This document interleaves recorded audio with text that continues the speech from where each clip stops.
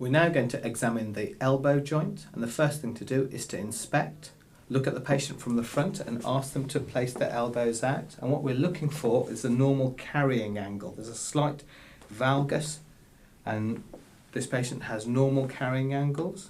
We're then going to go through the movements of the elbow.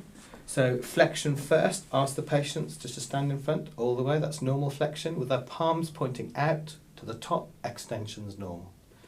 Elbows in at the side, with the hands pointing like that. We're going to supinate all the way out, that's a normal supination of 90 degrees, and then pronate all the way in, that's normal pronation. Perfect. We're then going to feel the elbow, turn the patient to the side, and if you look from behind, we can turn you around a little bit, there are some bony markers, the olecranon, the medial epicondyle and the lateral epicondyle, and we can just feel around, turn the patient around so you can see, and just palpate around.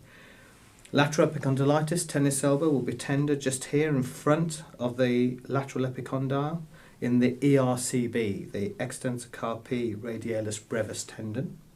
When if there's arthritis of the elbow joint, it will be tender just within the actual joint, just behind the lateral epicondyle and the olecranon.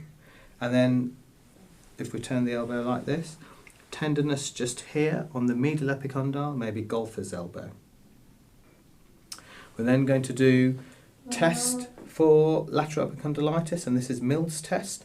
So we ask the patient to extend their wrist against power, and if this increases the pain here on the lateral epicondyle, then this is a positive Mills test signifying tennis elbow.